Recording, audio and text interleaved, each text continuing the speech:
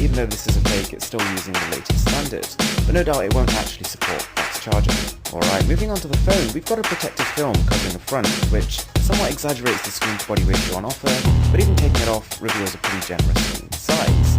Turning it over, the company could have done a bit of a cleaner job here, but you peel that off, and it looks pretty much exactly as you expected it to. So far so good. We've inspected the packaging, we've unboxed the phone. What is left though is to turn it on and see what's on it. But just before we do that, we are approaching 1 million subscribers on this channel, the largest milestone we've ever hit. So if you could support me by subscribing, that would really mean a lot. Alright, so we've booted up the phone, spent a bit of time getting to know the software, and it's really rather impressive. And the first thing you probably notice is how closely it resembles that old Galaxy S8 phones. Starting from the rear though, this phone is a pleasant surprise. Whilst we're not a huge fan of the bold text towards the bottom of the phone, generally speaking I think the design is cleaner. Whilst of course the fake model still has a plastic finish, the real one would of course have the same glass we see on the Galaxy S8 Plus. And one of the main problems with the Galaxy S8 Plus, that huge stretch towards the fingerprint scanner, which wasn't very differentiated from the rest of the body of the phone, is now completely gone. This new vertical camera array you can see on the fake S9 Plus is actually solving both problems in one go. It is bringing the fingerprint scanner closer to your hand and your fingers where they're resting, but also it's raising the fingerprint scanner above the rest of the body. Something we come to expect with these component phone before the real phone has been released is a thicker and a heavier body, and that hasn't changed here, so this aspect of the phone is definitely not representative of what we will see with the real phone. What I was really impressed by, though, even though this is clearly not a powerful phone, just judging by the whole costs, we managed to keep everything running very smoothly. It's almost ironic because the fake phone is not actually running touches, it is only simulating it.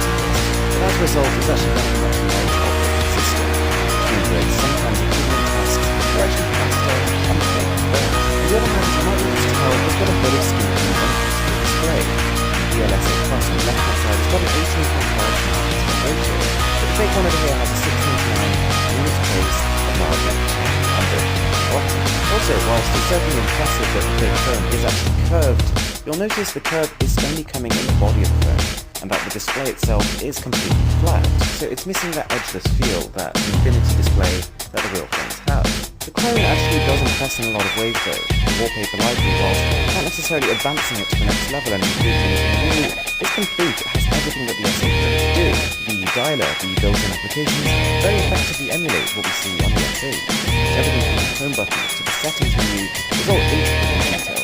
I find it kind of funny that even though the About section of the phone says it's running Android 7.0 Nougat, when you triple tap that it actually brings up the Marshmallow logo, which is the Android version it is actually running. And of course this guy disappoints in many other ways. The camera is almost non-usable, the battery life absolutely flies down, you can empty this thing in about 3 to 4 hours of screen on time, and the list goes on.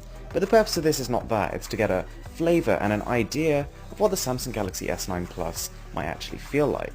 And to some extent, it's very encouraging. Whilst the only improvements we can really see so far are the more symmetrical design and the more easily accessible fingerprint scanner, those are both very welcome changes. Anyway guys, thanks a lot for watching the video, I really do appreciate it.